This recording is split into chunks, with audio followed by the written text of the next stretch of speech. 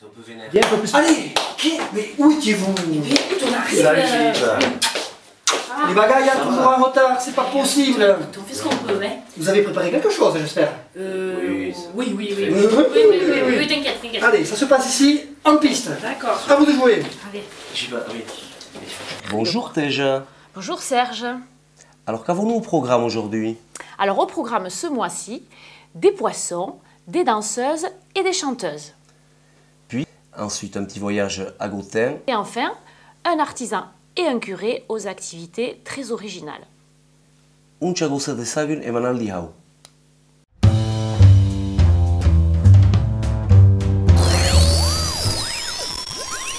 Le premier reportage nous amène à Haute-Soule, au quartier Susselgue, à la pisciculture payenne. Magnéto, Philippe. C'est à l'Écatéré que nous avons rencontré la famille Pellien. Jean-Marc le père et Arnaud le fils, troisième génération des Pelliens, nous ont reçus pour la visite de leur entreprise.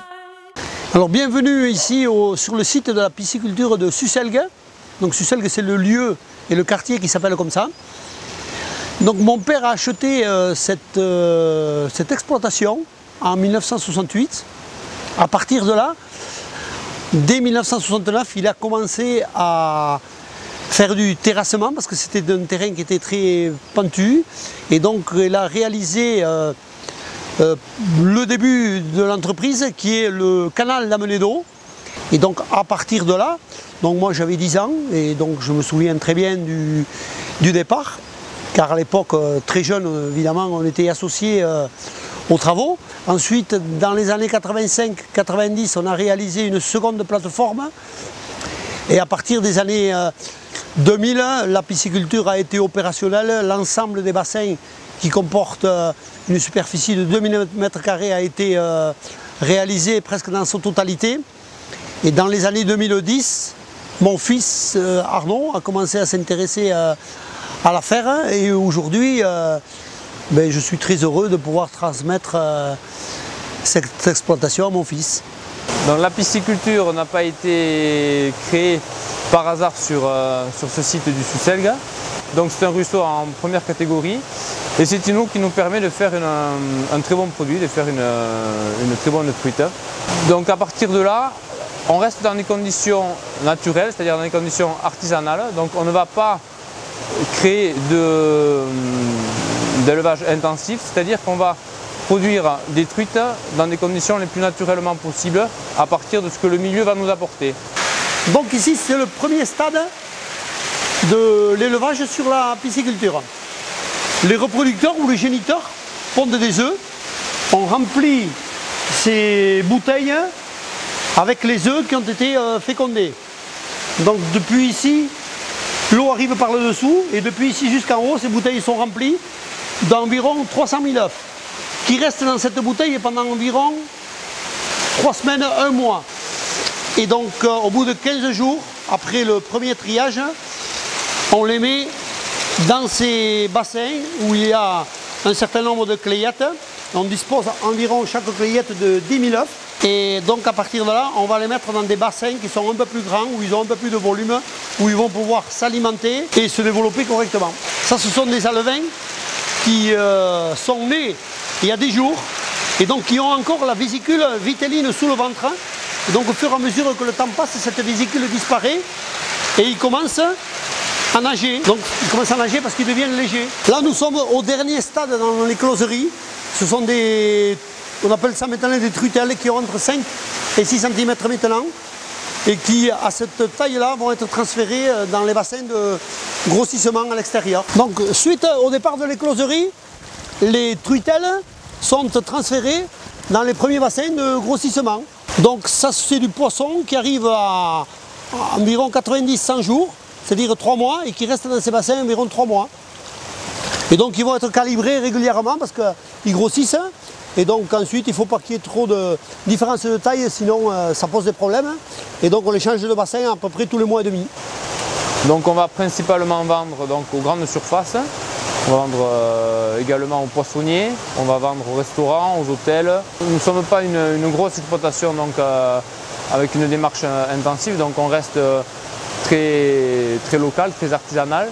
Et donc on invite de temps en temps les clients à venir voir comment on travaille, comment le produit est élevé, comment la truite est dans les bassins, comment on l'élève, comment on la fait grossir, comment on la travaille. De l'œuf jusqu'à la truitelle, donc la petite truite que vous pouvez manger dans les restaurants qui fait à peu près dans les 50 grammes. Donc on va donner le temps à la truite de grossir puisqu'on va prendre une dizaine de mois pour pouvoir arriver à une truite de 50 grammes. Et donc à partir de 2000, il a été créé un atelier de transformation de découpe pour pouvoir commercialiser dans les normes toute la gamme de produits qu'on peut élaborer. Donc au niveau de la découpe, le poisson il est attrapé en bassin, le poisson est resté à jeun pendant quelques jours. Donc il est attrapé dans les bassins, il est mis dans un bac pour pouvoir l'acheminer en atelier où il est tué. Ensuite il est donc découpé. Donc pour faire des filets de truite, on va d'abord couper la tête, les viscérer. Et ensuite on va donc couper les filets, donc on sortira 2 filets par truite. Le poisson est ensuite transvasé dans une autre pièce où il est nettoyé, donc dans un évier, bien nettoyé, bien égoutté, il est mis en caisse, il est pesé, il est mis en chambre froide, voilà, avec papier glace et de la glace donc par-dessus. Nous sommes une exploitation pas agricole mais piscicole, donc ce qui demande comme d'autres exploitations d'être toujours présent, puisque c'est un élevage. Et donc je vais insister aussi sur les aléas climatiques qui interviennent, donc c'est du travail exclusivement extérieur pour la production, donc toujours à l'humidité avec des conditions des fois donc hivernales un peu difficiles, et également en atelier, en chambre froide, donc avec le froid.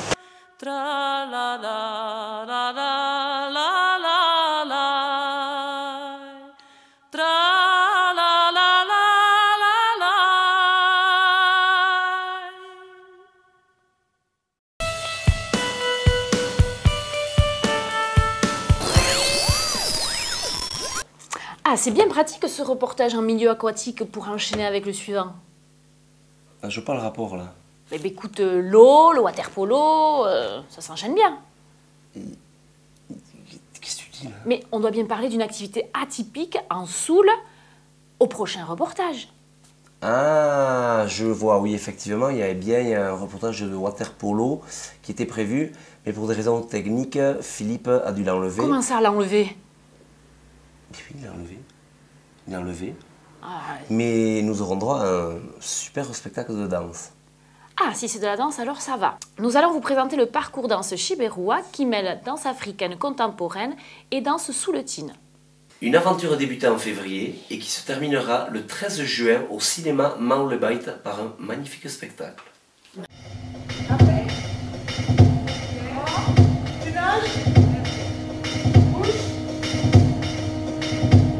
L'objectif premier de ce projet, c'était de proposer des cours de danse en Soule pour soit des danseuses souletines ou alors des personnes intéressées par la danse. Ça, c'est le premier objectif, et de faire venir des professeurs extérieurs, donc Sophie qui vient de Pau et Vincent qui vient de Bordeaux. Le deuxième objectif, c'est la rencontre entre deux cultures, la culture souletine et la culture africaine, puisque Sophie Gambalotier et Vincent Arisdo font de la danse africaine contemporaine.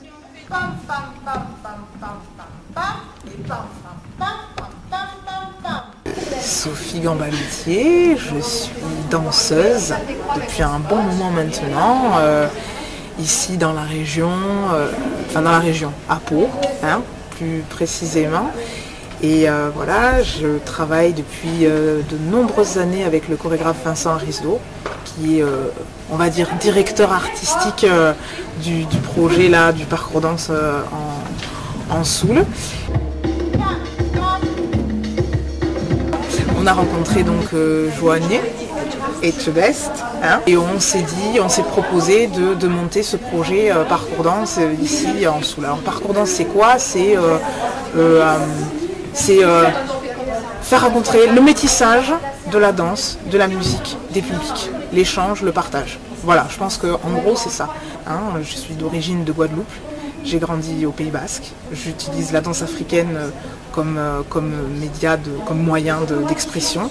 Voilà, donc c'est vraiment, moi je suis vraiment un produit bien métissé.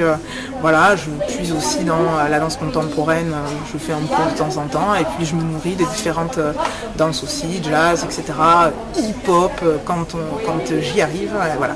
Et donc le principe du parcours danse, c'était que tout le monde puisse, que les publics puissent se rencontrer et échanger et parler au travers de la danse avec chacun son bagage. Donc ici, en Soule, la danse souletine. Voilà, moi c'est quelque chose que je ne connaissais pas du tout. Et donc avec Loane, on a appris des petits pas qui m'ont un peu détruit les pieds, effectivement, je ne connaissais pas du tout. Et puis moi, je suis arrivée avec mes bagages. Vincent est arrivé avec ses gros bagages. Et on a associé tout ça, mélangé tout ça.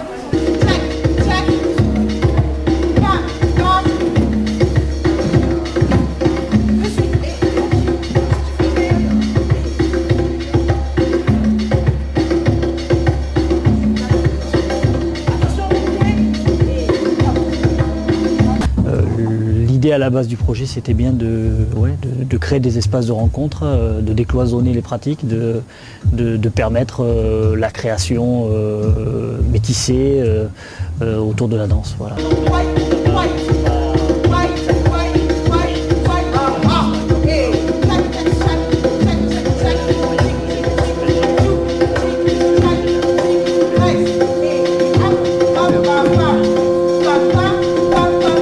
Ordin Gilda eta Sara agin zaizte ikustea, urrieta hontan eia nahi guninez paueko juju alkartiaikin, parkour dans sedia antolatu, aitzindaiak alkartiaikin, ordin aitzindaiak alkartia zer da, Sibeoko dantza elkarte bat, hamalau herri partaide badia, eta hola.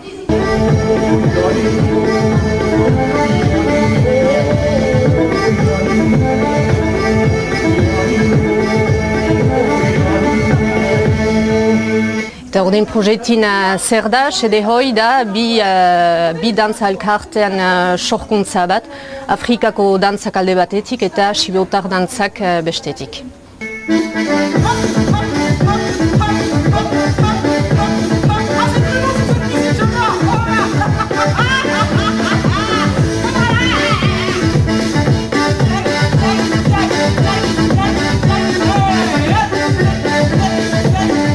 Sede hoi agerraziko dugu ahamaiatzen hamahiuan neskenegun gaiaikin mauleko zinema gelan. Hortan guen dantza ibilbidi agerraziko dugu da uen erdi batetako sorkuntza. Bena itzinetik musikain egunin parte zonbait emanen dutugu. Jakasteko zer den eta espantzaikin inbea emanen deiziegul arrajiteko ahamaiatzen hamahiuko gaihaldi horta.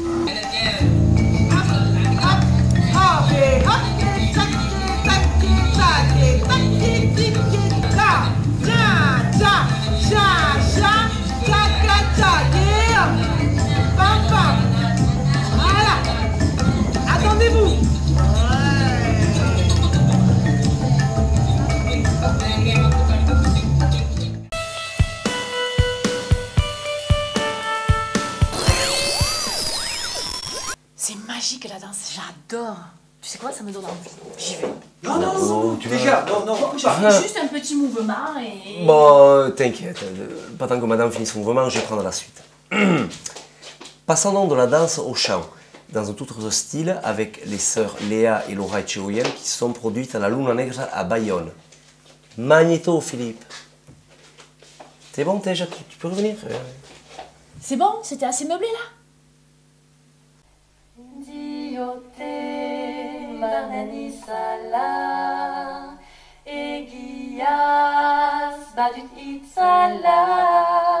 C'est à Bayonne le 8 mai 2015, dans la mythique salle de spectacle La Luna, que nous avons accompagné les sœurs Echegoyen pour un magnifique concert.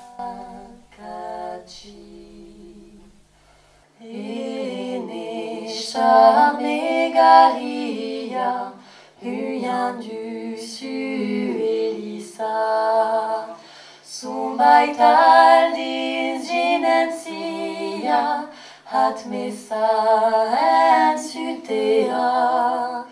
C'était aussi la musique de Bonne Nuit les Petits. Ah oui, oui, sans les ça me disait quelque chose. C'est un chant traditionnel sous le thym, alors toujours sur le même principe de dialogue entre les deux amoureux. Suet penado luetsas, pietate baditnik, ene corpis tristia ekin, estioteman plazek. Selim promesce manignusu, jinquai lehenik, jinquai lehenik. Très bien. Voilà, donc on voudrait lui dédier cette chanson. Voilà.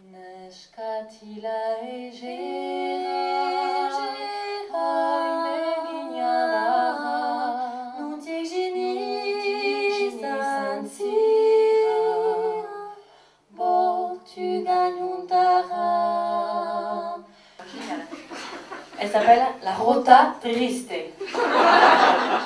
Voilà. Cantaban hombres y trigos mi Rota Triste.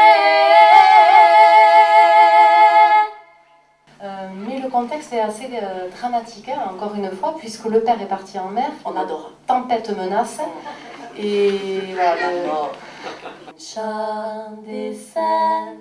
Aitai, Jinda Kigu, Shari.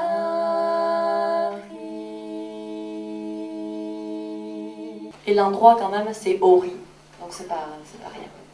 Hansen Shortu, Handitu, Hansen Hashi Maitatsen. Donc, on a acheté une petite sœur. C'est elle.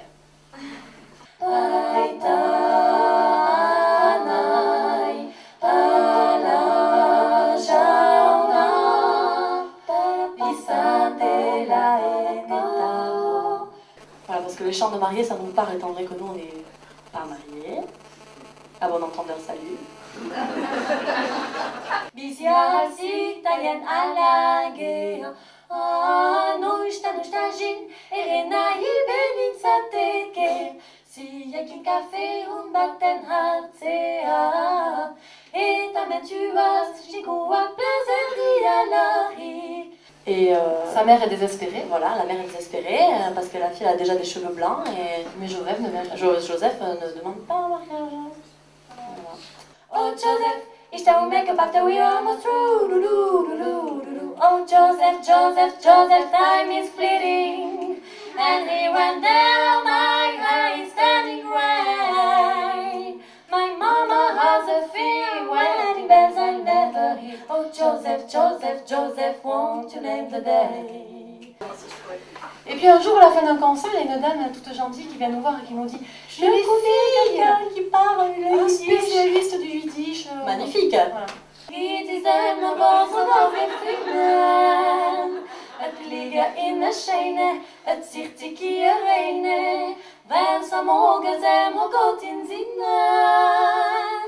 On va pas trop le présenter parce que vous allez tout comprendre encore une fois. À moins qu'il y en a qui comprennent le yiddish.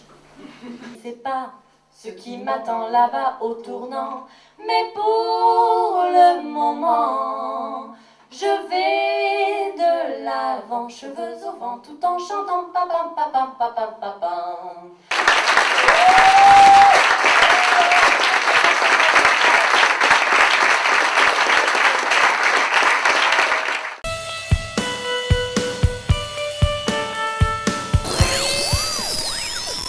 Sacrée organisation, mon cher Serge. Tout à fait, ma chère Tej. Mais sans plus attendre, passons à la météo. La météo? Oui, la météo, puisque vu du ciel, la Soule est toujours belle et il fait toujours beau. Et cette semaine, nous allons partir vers Gothen-Libarenx. Tout à fait, mon cher Serge. Magnéto, Philippe. Neguaren hegaletan zaude beti esperoa ametsune zabaletan haizearen loberoa loreak iriaz bildu nahian zeru ondora ainara ere urbildu sehaska honen ondora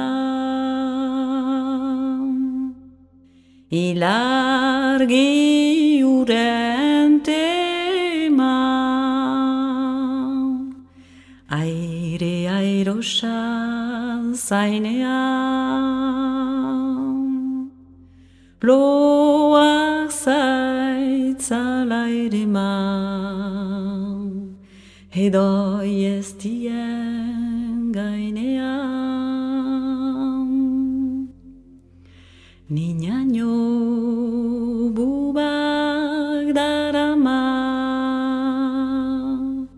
bruma ederen atean itzulien baita ama egun euritxu itzulien baita ama. Noa juitengi hauai, mon cher Serge. Alors maintenant, nous allons vous faire découvrir des instruments de musique tout à fait particuliers dont la fabrication nécessite réellement une minutie et un savoir-faire que peu de gens maîtrisent. Il s'agit voilà. de la tchulula. Voilà, et j'ai commencé les cours en fait. Je t'ai pas dit? Ah oui? Ah ça. Aitina pica. Tu es, t'es prête? Allez go.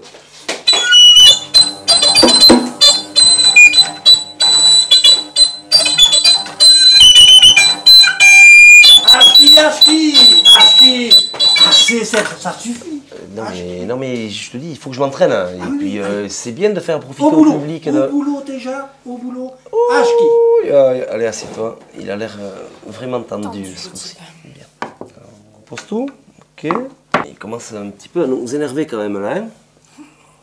Hein.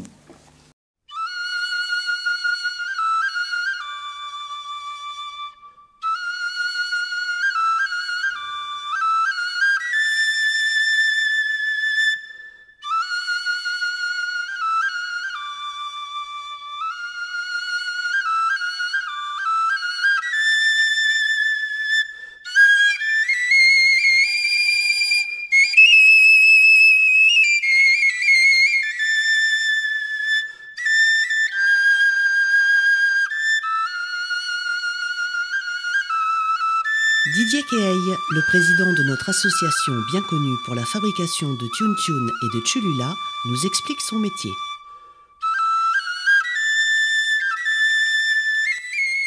Des instruments de musique, toutes les flûtes, je fabrique en buis. Et comme on dit ici, en espela, en basque on dit espela. Et justement, ce bois-là, il a une forte densité. Donc on l'utilise pour faire les instruments de musique pour sa densité parce que le son est beaucoup plus pur quand le bois est très dense.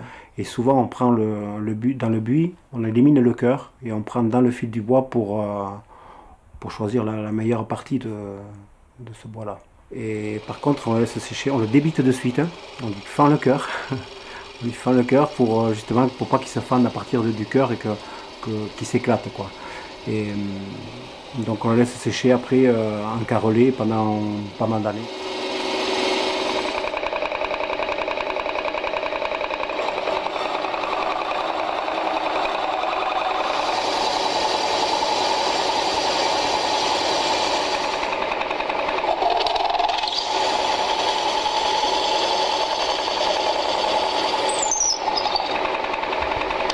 La flûte fait la tonalité de la flûte. La longueur et le diamètre de la perce.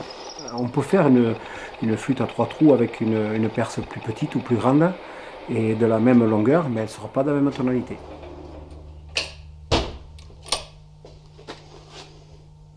J'ai mis la clé. C'est toujours, c'est pas que j'ai l'oreille musicale, mais à force d'en faire, j'arrive à trouver la bonne et la mauvaise flûte, quoi. C'est presque pareil, hein, tout. Hein. Pour ainsi dire, elles sont pareilles, mais bon, il y a un petit truc, des fois, il y a une préférence. Et par contre, pour moi, j'en préférerais une, tandis qu'un joueur va arriver, ah non, c'est celle-là qui est meilleure. Un autre qui arrive, mais c'est voilà, c'est complètement différent. C'est chaque personne.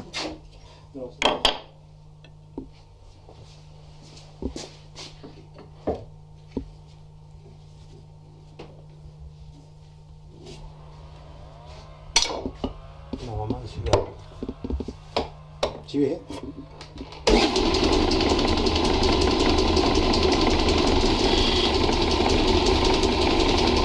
Moi, je fais toujours la flûte vraiment traditionnelle. Je l'ai fait en 2 parties qui se démontent.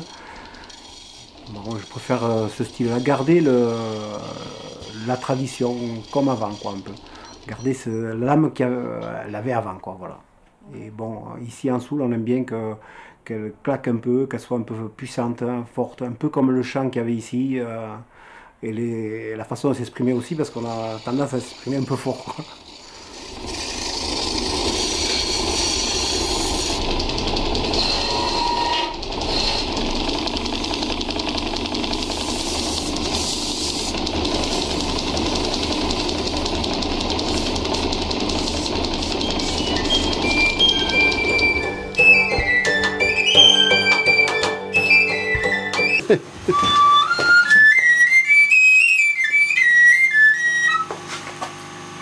Ah ben non, normalement c'est le musicien qui doit y faire attention. Voilà, exactement. Voilà. Ah oui, moi je peux jouer un morceau provençal là-dessus à la rigueur. Allez.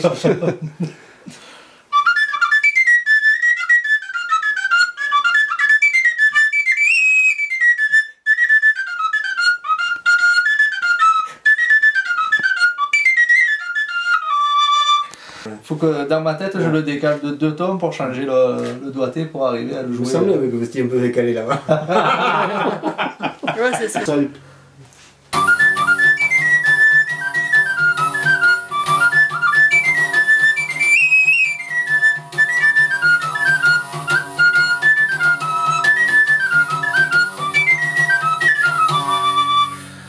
Bon, c'est un peu provençal, c'est pas d'ici, mais ça le fait quand même.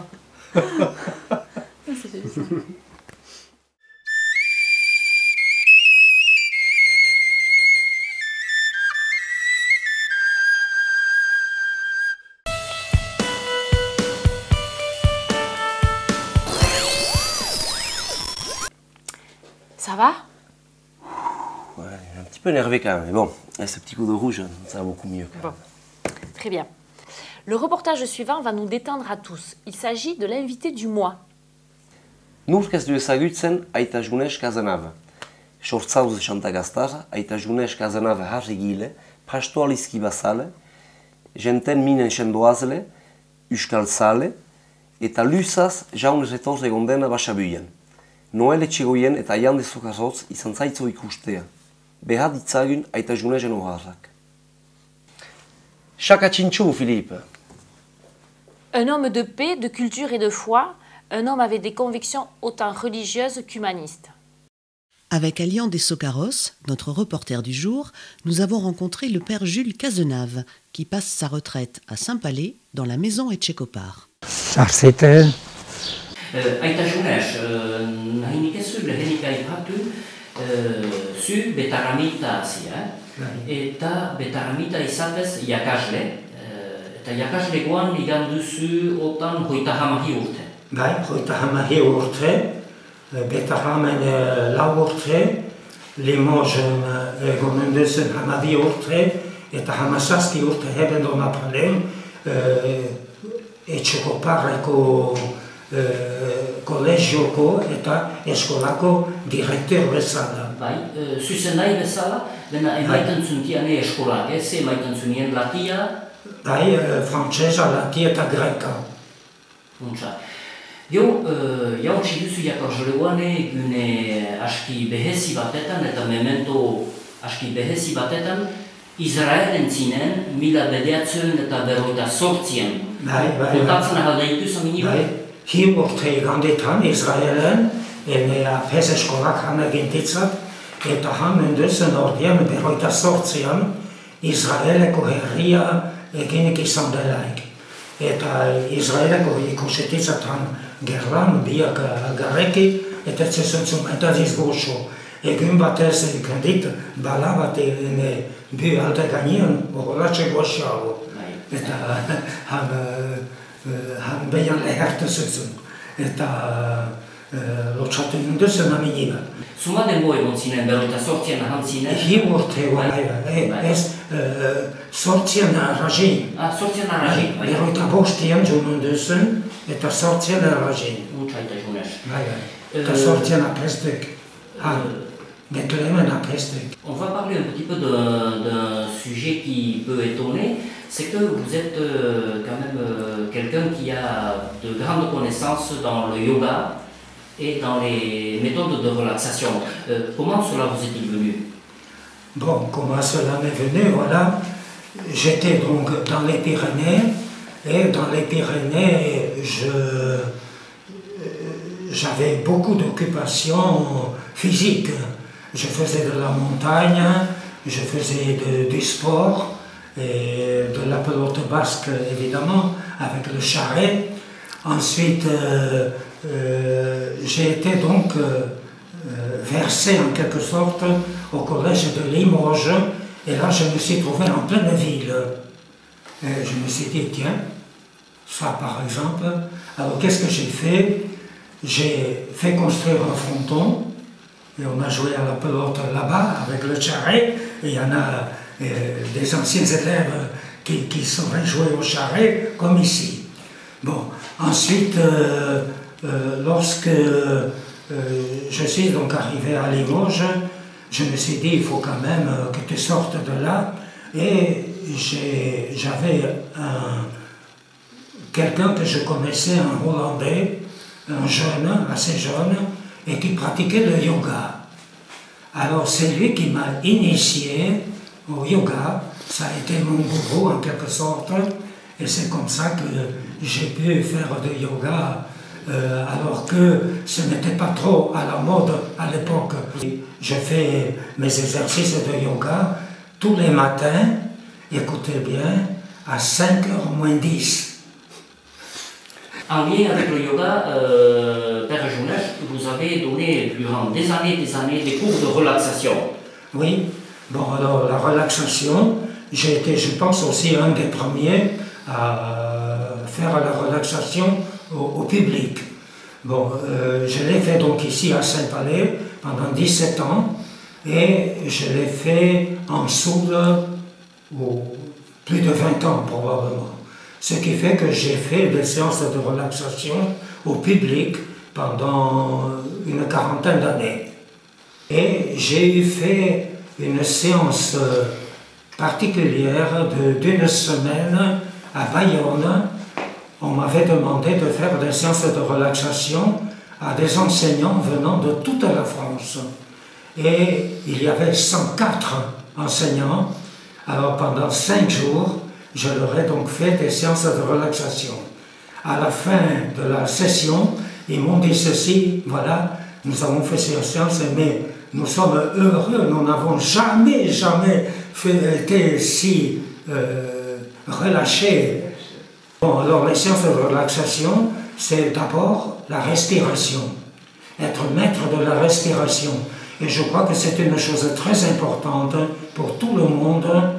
Ce que je constate, c'est que les gens, d'une façon presque générale, ne savent pas respirer. Ils ne savent pas. Alors il faudrait qu'ils apprennent à respirer. Et il m'arrive quelquefois des personnes qui me disent, voilà, ça ne va pas du tout, qu'est-ce que je peux faire? Mais je lui dis, écoutez, vous devez faire des séances de respiration. Alors je leur apprends comment faire la respiration profonde abdominale. Vous savez, ce n'est pas vous faire injure que vous dire que vous avez 91 ans, hein, que vous êtes en forme comme un jeune homme de 20 ans, ou presque. Est-ce que vous pourriez, sans nous trahir un grand secret, comment peut-on arriver à un âge aussi respectable en étant aussi en forme que vous? Une discipline de vie, une hygiène de vie, est-ce que vous avez quelques secrets à nous révéler? Bon, merci de m'avoir dit donc que j'étais tout jeune, mais ce n'est pas ça, hein. Ce n'est pas vrai. Vous savez, je ne peux pas par exemple courir en montagne comme je le faisais il y a 20 ans, ou il y a 20 ans, ou même comme je le faisais il y a 6-7 ans. Alors, il y a quand même, comment est-ce que j'ai pu arriver à cela, je n'en sais rien. Le fait est que j'ai donc 91 ans accomplis, mais il ne faut pas se faire d'illusions, ce n'est plus la jeunesse. Si vous n'avez pas été ecclésiastique, vous auriez probablement été un champion de pelote. Ah, vous avez fait de la pelote de la raquette argentine, vous étiez leste comme un chat, on le disait. La raquette argentine, depuis tout jeune, j'ai donc pratiqué la raquette argentine, et c'est vrai que personnellement, j'avais relancé cette raquette argentine ici à Saint-Palais et que nous avions fait, j'avais appris aux élèves à fabriquer la raquette argentine eux-mêmes pour qu'ils puissent ensuite jouer. Et la télévision était d'ailleurs venue voir comment nous faisions cela au collège. Et ensuite, j'ai donc appris aussi en Espagne, au Pays Basque espagnol, du Sud, j'ai donc appris à faire des raquettes là-bas aussi. Et ils se sont lancés dans la raquette argentine et je crois qu'ils doivent continuer à jouer actuellement.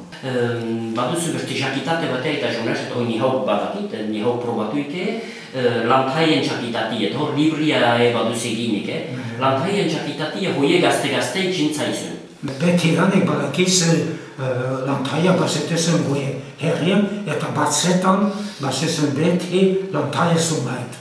Eta Santerrazine ikasi nizen nola behar zen larreko minak sendote. Bena, ni hauke barnatu dit hanitz, eta lantaiak ikasetitzat eta barnatu, eta egiten dit ordean gantzugai bat, eta gantzugai hoetan sarrazten dit hamar bat leli, eta lantai. Eta baliatzen duzu larreko min guzientako. Habadut psoriasisa, sendotzen diz, estetie medikek sendotzen ahal, eta eczema, sankoko minak eta hoiko larreko min guziak edo habuenak sendotzen diz. Eta gaizabat erraiten ahaldit, eakatzen izen, akatzetik Santarraziko elektrizian eman diot nola behar zen egin lantai horiekin. Ordean, enuzen ni hau eta nahi dian nahi emaiten diot nola egiten dudan zebaten behar horietan. Votre philosophie, c'est quand même de transmettre votre savoir. Oui. Alors, il y a aussi une chose que je ne sais pas comment je vais, mais c'est comme ça, je soigne le zona. Alors le zona, je le soigne avec ma main en demi-minute. Demi-minute, puis je tends, et au bout de quelques minutes, je dis à la personne, alors, comment ça va? Ah, je n'ai plus mal. À ce monde qui change, quel conseil pouvez-vous donner à un jeune pour vivre sereinement?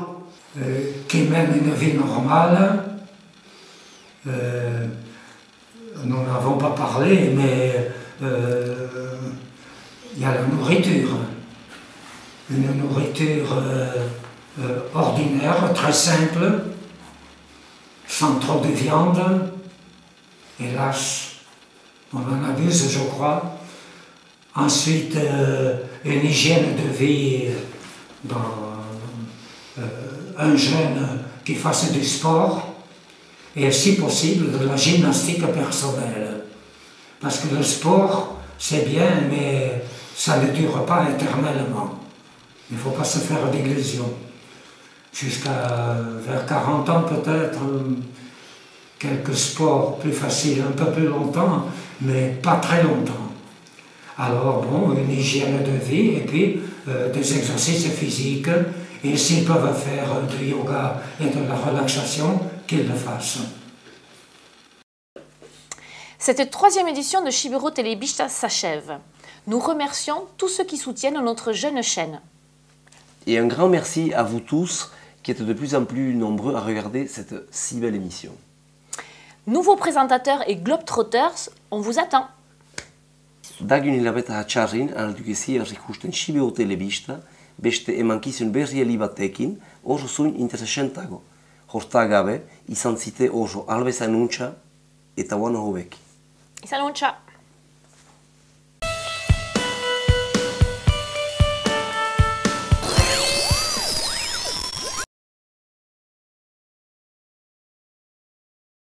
Bon, on va pas commencer à acheter tout, quoi. Est-ce qu'il reste? Ça, il y a des emballages partout, quoi. Bon, qu'est-ce qu'on prend? Ravio, c'est bon ça, ravioli, hein? Oui, bon, on va pas passer. Bon, on prend celui-là, hein? Ouais. Bon, allez, c'est bon, ça va, quoi. Là, voilà. C'est bon. Ah, il en reste une. Bon, c'est pas grave, ça. Oh là là. Ah, faut pas perdre. Hein. Vu le prix que ça coûte, ça. Ouais. Tu veux lécher? Non, mais on achète. Ah, moi, je veux bien. La réforme des déchets, alors... Ah ben nous, on trie direct à la source, hein. Ah bon? Ah bah ouais. Comme ça, on laisse les emballages, hop, et voilà. Ouais, comme ça. Allez. On n'est pas con, on recycle. Ouais. Non, mais comme ça, c'est bien, on peut manger le dessert avant l'entrée. Et ouais, cool, ça. Donne-en, pour faire partager, là. Pour remettre le paquet... Faut le finir avant la caisse, là, hein. Ah bah d'accord. Bon. Allez les enfants, on se dépêche, là, il faut finir les courses, là, hein. Allez, hop. On n'a pas fini, là. Hein. Qu'est-ce qui reste, là? Qu'est-ce qu'on pourrait prendre maintenant? Ah, du maïs. On va prendre un peu de maïs, peut-être. Tiens, voyons, on va prendre les petits pois, là. Oh, c'est bien la réforme des déchets. Ouais.